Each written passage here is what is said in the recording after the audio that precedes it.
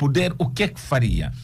Quais são as emendas que eles levaram ao Parlamento para beneficiar o povo que ele diz defender? Okay? Não basta só estar a dizer que isso não está bom, que era preciso mais 5% para a educação, mais 10% para a saúde, mais... Sim, como? Como é que isso se materializa? Até o Bloco Democrático tem bons economistas, tem muitos professores de economia, mas nunca vi, né, num partido como se tem de quadros, o Bloco Democrático apresentar um projeto de orçamento alternativo. Nem sequer até o maior partido da oposição faz, que até tem um governo sombra, né? Não tem programas alternativos. Então, os nossos partidos, e aqui em particular o Bloco Democrático, estão direcionados apenas para o eleitorado, né? Não estão direcionados para gerir o Estado, estão direcionados para o eleitorado, com quem diz, precisamos apenas de votos para não sermos extintos. É essa a mentalidade dos nossos partidos, é essa a mentalidade, acredito, do Bloco Democrático. Tem que reagir, o Bloco Democrático tem que demonstrar que é capaz. Hoje se pergunta, se a UNITA não os congregar, se a UNITA não receber o Bloco Democrático, que futuro terá o Bloco Democrático? É sugênero, um vice-presidente, acho que na altura vice-presidente ou presidente de um partido, né, larga o partido para ser deputado por outro partido. Não, isso é horrorizante. Como é que um líder abandona, né, o seu partido, não é, para se tornar parte da lista de um partido só porque quer ser deputado? Isso é muito grave. Esse indivíduo devia ser afastado imediatamente. É oportunista. E mais, vai para o Parlamento e não traz nada de novo. Que coisa é essa? O Bloco Democrático tem que se rever. O Bloco Democrático tem que saber o que é que ele quer na esfera política. Porque o Bloco Democrático vem desde 92. Se a memória não me atrasou, foi formada em 91. Foi mudando de nome, foi se adaptando, porque foi sucessivamente levando surras. Então, já tem maturidade suficiente. Estamos a falar, um partido que tem mais de quase 30 e tal anos, já devia ter maturidade suficiente para saber o que é que quer e não aceitar ser levado de reboque. E eu acho, seja qual for a razão dessas duas que me foram dizendo, que os militantes colocaram na mesa, é a altura de reflexão para o Bloco Democrático. É um partido importante no país, pode, com seus quadros, fazer melhor. E o Bloco Democrático até devia ser aquele partido que devia falar, como falou o líder do Prajá, ser o governo ou parte do governo. Se não for o governo, com os seus quadros, entrar no governo para levar ideias novas, para demonstrar o que é possível fazer. E um partido que tem muitos professores universitários. A universidade é a fonte, né, dos cérebros. Então, estaria bem estruturado nas universidades, capaz de trazer alternâncias ao poder. Esse é o meu ponto de vista. Dr. David Mendes, que UNITA teremos com esse novo formato, ampla frente patriótica para a alternância, ao contrário da FPU de 2022? Olha, eu desde as eleições passadas, ou antes mesmo, eu fui dizendo que o FPU era uma brincadeira de adultos, não é? As pessoas foram tentando inventar expressões. Mas deu resultados? Não foi a FPU que deu resultados, foram os descontentes que deram resultados. Não vale a pena aqui tentarmos esconder as coisas e fazermos com que o que não é ouro pareça ser ouro. Dê só um exemplo quando fala a sociedade civil, né? Qual é a sociedade civil que se juntou ao FPU? Então, é um exemplo muito claro que eram fantasias. Um ou dois indivíduos não representam a sociedade civil. Você, para falar em nome da sociedade civil, tinha que falar uma ação massiva e organizada de apoio. Não houve isso por parte das organizações da sociedade civil. Por outro lado, que aconteceu é muitos indivíduos descontentes do próprio MPLA, era só para ver pelo nível de votos em branco e votos nulos, para determinar que não foi o êxito da FPU que levou a que se chegasse nos resultados em que se chegou. O que houve é muitas pessoas descontentes com o caminho que o regime estava a seguir e particularmente pela perseguição aos marimbondos. É só para ver que as áreas ditas de conforto com a classe média alta, não é, foram as que mais votaram contra o MPLA. E por quê? Porque estavam habituados a viver à custa do MPLA. E o MPLA puxou-lhes o tapete e se revoltaram. Quando havia essa tal ida maciça para Portugal, estimular, vamos todos emigrar, quem é que estava a emigrar? São os filhinhos do papais. Não é? Por quê? Porque perderam o espaço em Angola. Eles não trabalhavam, mas diziam, o que é que faz? Não, faço só I'm businessman. Eram todos homens de negócio. Mas qual era o negócio? Tirar dinheiro das finanças, das dívidas públicas que não existiam. Era o grande negócio. E viviam bem, né? Com carros de luxo, com jatos privados, e saíam de Angola para ir ver o jogo do Porto e não sei o quê, né? É esta geração da utopia, né, que pensava que assim seria. Revoltados, disseram, vamos punir-vos nas eleições. Veja, por exemplo, uma das figuras muito relevantes durante a campanha, a Tizé. A Tizé representava a sociedade civil ou representava o grupo do MPLA contra o MPLA? Então, e a Tizé investiu muito, vamos reconhecer, não é, no marketing político do FPU. E quando começou a história do FPU, eu sempre disse que a UNITA nunca faria coligação com medo de perder os seus símbolos. E eu aqui também já disse numa das vezes que eu, se fosse o Adalberto, chegaria lá no Congresso, né? Não iria pedir a votação sobre o assunto, mas pediria para mandar para a Comissão Política e lá poder fazer os arranjos. Só que o Congresso já disse que não queremos coligação. Mesmo tendo remetido para a Comissão Política, é para outros tipos de arranjo que não fossem coligação. Então, tendo sido recusado pelo Congresso, chamem os nomes que quiserem chamar, é UNITA mais alguma coisa. UNITA e os seus apoiantes, UNITA e os seus não sei quê, mas é UNITA pura. E a campanha será feita em nome da UNITA. E desta vez, digo-vos que a UNITA não vai ter os 90 deputados. Se tiver os 60, já vai ser um bom milagre. Então, essa história de FPU... Quais são os motivos que o doutor faz essa antevisão? Primeiro, uma das forças relevantes no FPU era o Prajá. Segundo, uma das vozes fora da UNITA bastante forte era a Tizé dos Santos. Está de fora. Os ditos ativistas saíram todos frustrados porque sonhavam ser deputados e não entraram.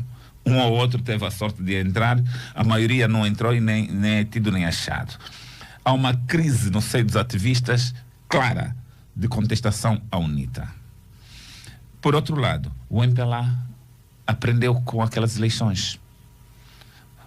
E todos os partidos... Já se reencontrou? Todos os partidos, depois das eleições, estudam as causas que os levaram a perder. Não as que levaram a ganhar, as que levaram a perder. E o MPLA hoje já sabe o que é que lhes levou a perder. O MPLA subestimou, né, os movimentos, subestimou os sinais internos.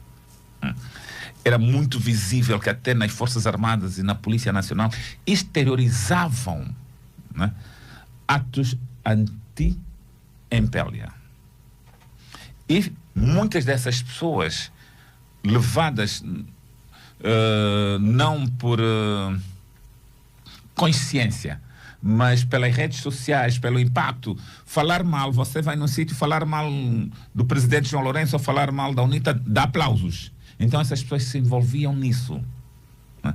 Para ganhar espaço. Não, falando mal eu tenho espaço. Foram depois compreendendo que os que falavam mal começaram a ser postos de parte. Então deram conta que é melhor não falar mal para não ser posto de parte e se juntar. Eles voltam agora à família.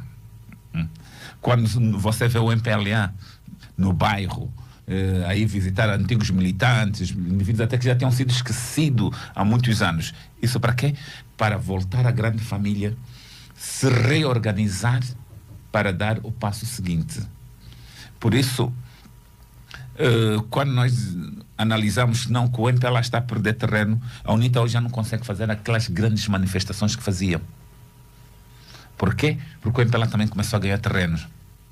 E mais, foi vendendo utopia. E aqueles atos de julho, favoreceu o MPLA. E as pessoas vão perguntar por quê? Porque as pessoas compreenderam que afinal a anarquia não presta. E que os discursos de anarquia, temos que chegar ao poder, vamos tomar, as pessoas já começaram a compreender. Se esses chegarem no poder, vamos perder as nossas casas, vamos perder os nossos bens, então é melhor não.